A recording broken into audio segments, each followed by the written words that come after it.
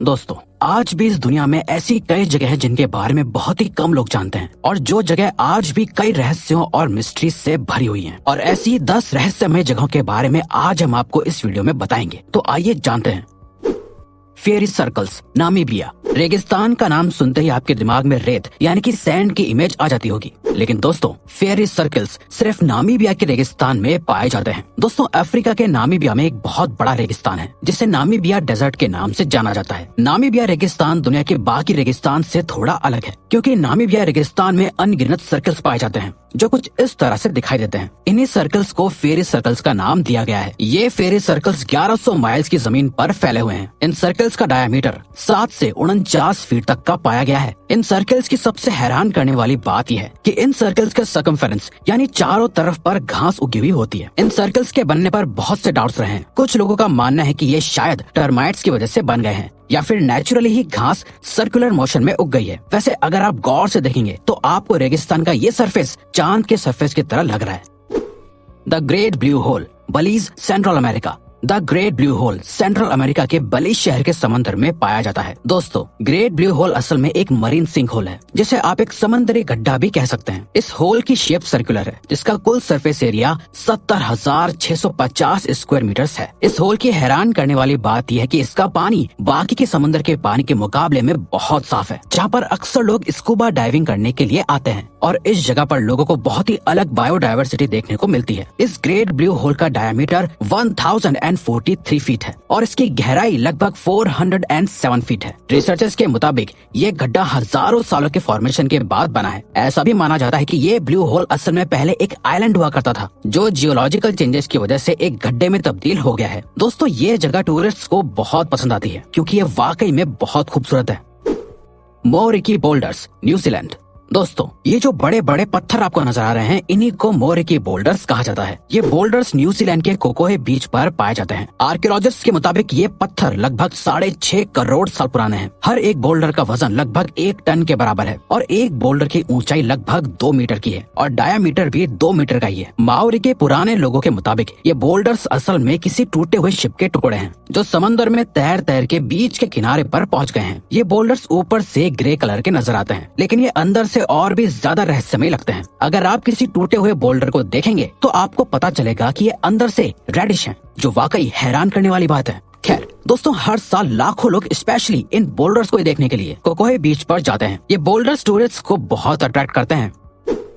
Plane of Jars, Laos. दोस्तों, Plain of Jars Laos के Xieng Khouang का एक मेगालिथिक आर्कियोलॉजिकल लैंडस्केप है। प्लेन ऑफ जार्स पर एक ही जगह पर हजारों पत्थरों के जार्स फैले हुए हैं। ये जार्स असल में आयरन एज के माने जाते हैं, जिस हिसाब से ये जार्स आज से लगभग 1500 से 2000 साल पुराने हैं। इन जार्स की हाइट 3 फीट से लेकर 10 फीट तक की है और वजन लगभग 10 टन का है। आपको जानकर हैरानी होगी कि इन जार्स को लोगों का अंतिम संस्कार करने के लिए इस्तेमाल किया जाता था ताकि उनकी बॉडी अच्छे से डिकम्पोज हो जाए। इन जार्स की शेप सर्कुलर और रेक्टेंगुलर है। इन जार्स के साथ साथ डिस्क जैसे स्टोन्स भी लाओस में पाए जाते हैं जो असल में इन जार्स को ढकने का काम करते हैं। इसके अलावा इन जार्स के बारे में एक और कहानी बहुत मशहूर है। लाओस के लोगों के मुताबिक एंशिएंट टाइम के राजा हर जंग को जीतने के बाद अपनी जीत का जश्न मनाने के लिए इन जार्स के अंदर वाइन को स्टोर करते थे। टूरिस्ट लाओस के इन प्लेन ऑफ जार्स को देखना बहुत पसंद करते हैं। दोस्तों, साइंटिस्ट इन प्लेन ऑफ जार्स को आयरन एज सिविलाइजेशन का बहुत बड़ा और इम्पोर्टेंट एविडेंस मानते हैं।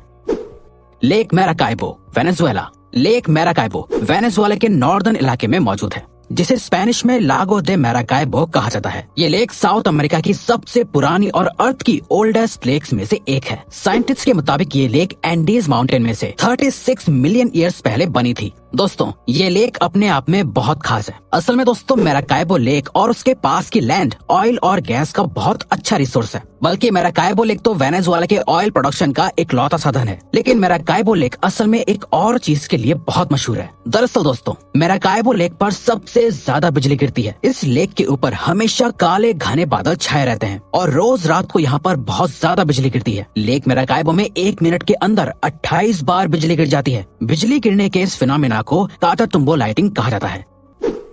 सलार दे यूनी, बोलिविया। सलार दे यूनी असल में बोलिविया का एक बड़ा नमक का मैदान है। ये चिली के बॉर्डर के पास लोकेटेड है। सलार दे यूनी लगभग 10,000 स्क्वायर किलोमीटर में फैला हुआ है। जो इस दुनिया का सबसे बड़ा नमक का मैदान है। ये नमक का मैदान असल में बहुत पुरानी लेक्स के फॉर्मेशन से हुआ है, जो लगभग 40,000 साल पुरानी थी। लेकिन वक्त के साथ साथ ये लेक्स इवेपोरेट हो गई और सिर्फ नमक का मैदान रह गया। यूएस जियोलॉजिकल सर्वे के मुताबिक सलार दे यूनी में सॉल्ट के साथ साथ लिथियम भी बहुत ज्यादा मात्रा में पाया जाता है। सलार दे यूनी को दुनिया का सबसे बड़ा मिरर भी कहा जाता है, क्योंकि जब आप इसे देखेंगे तो इस मैदान में आपकी रिफ्लेक्शन एकदम साफ दिखाई देगी। इस मैदान में खड़े होने पर लगता है कि जैसे आप आसमान पर खड़े हैं। आपको बता दें कि सलार दे यूनी बोलिविया की सबसे मशहूर टूरिस्ट डेस्टिनेशन है। Tianzi Mountains, China. Tianzi Mountains south central China Hunan हुनान रीजन में है। तियानजी माउंटेन्स अपनी नेचुरल ब्यूटी के लिए बहुत ही ज्यादा मशहूर हैं। आप इन तस्वीरों में इन माउंटेन्स को देख ही सकते हैं। तियानजी माउंटेन की सबसे ऊंची चोटी को कुनलुन पीक कहा जाता है, जिसकी कुल ऊंचाई 1262.5 मीटर यानी 4142.2 फीट है। इस माउंटेन का नाम चाइना की मिंग डायनेस्टी के एक फार्मर शेंग वांग तियानजी के ऊपर रखा गया है। तियानजी माउंटेन्स में ग्रीन स्टोन्स भी पाए जाते हैं और इस वैली का मौसम भी rigorously. Flying geyser, Nevada.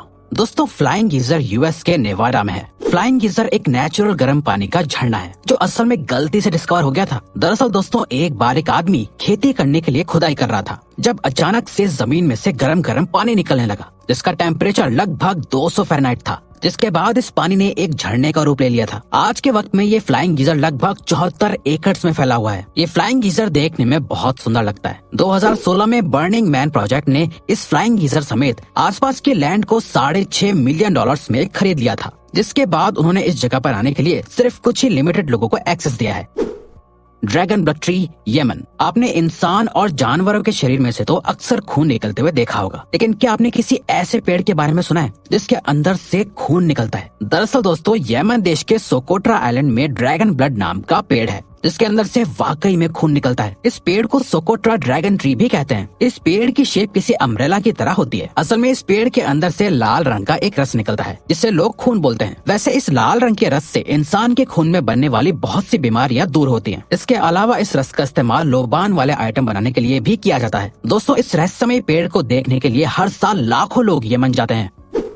Ice केव, आइसलैंड। आपने मूवीज में तो बहुत बार बर्फ की गुफा देखी होगी, लेकिन क्या आप जानते हैं एक बर्फ की गुफा असल में एग्जिस्ट करती है। आइसलैंड में एक ऐसी गुफा है जो पूरी तरह से बर्फ से बनी हुई है। आपको जानकर हैरानी होगी कि ये गुफा 320 फीट से भी ज्यादा गहरी है। दोस्तों, इस गुफा के अंदर का टेम्परेचर बहुत ही ज्यादा लो होता है, इतना कि कोई भी इस गुफा के अंदर 30 मिनट से भी ज्यादा नहीं रुक सकता है। दोस्तों, जैसे बर्फ कभी पानी जैसी नजर आती है तो कभी बादल जैसी, ठीक उसी तरह इस गुफा का कलर भी अक्सर बदलता रहता है। कभी तो ये गुफा नीली दिखाई देती है तो कभी एकदम दूध जैसी सफेद दिखाई देती है।